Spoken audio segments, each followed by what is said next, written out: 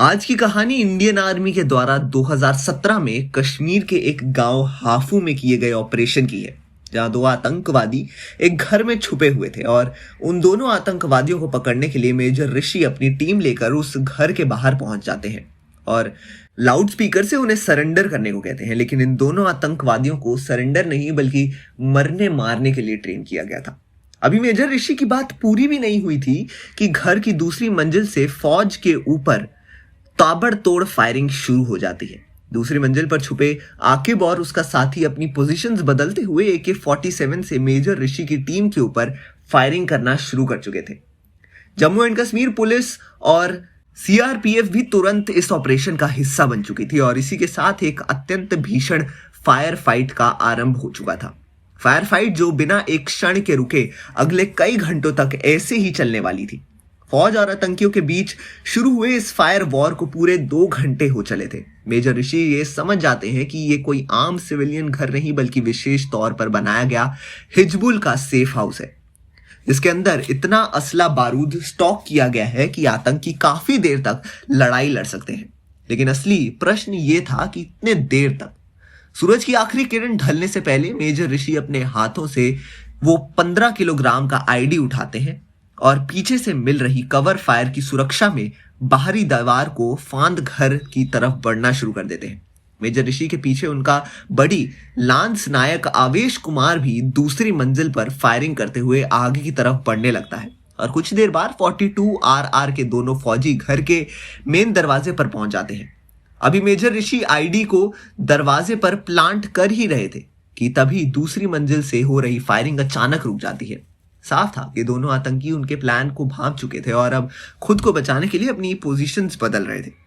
इधर नीचे दरवाजे पर ID प्लांट करने में मेजर ऋषि बाहर तैनात अपनी टीम को थोड़ा पीछे हटने का इशारा करते हैं और खुद अपने बडी के साथ दीवार की तरफ भागते हुए वायरलेस डेटोनेटर का रिमोट को बटन दबा देते हैं।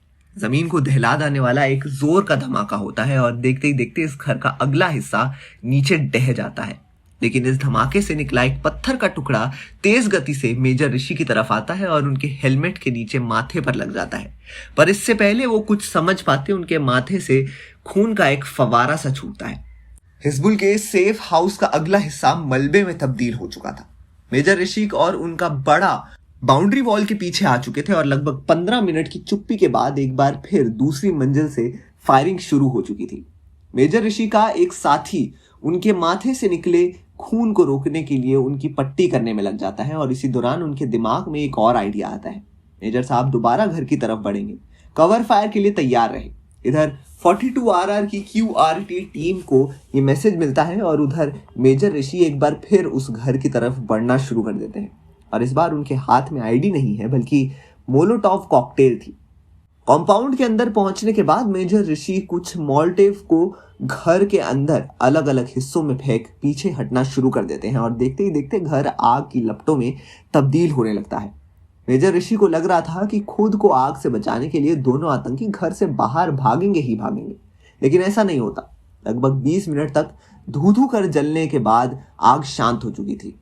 घर का ज्यादातर हिस्सा कोयला बन चुका था, लेकिन आकिब और सैफुल्ला अभी भी बाहर नहीं निकले थे। आग की चंद आखिरी लपटों को छटपटाते हुए देख मेजर ऋषि का मन भी छटपटाने लगता है। उनकी एक और टैक्टिक्स फेल हो जाती है और कहीं ये पूरा ऑपरेशन भी फेल ना हो जाए, ऐसा विचार मात्र ही मेजर ऋषि को बेचैन कर रहा था। आधी रात होते होते मेजर ऋषि के CEO कर्नल धीरज भी साइट पर पहुंच जाते हैं।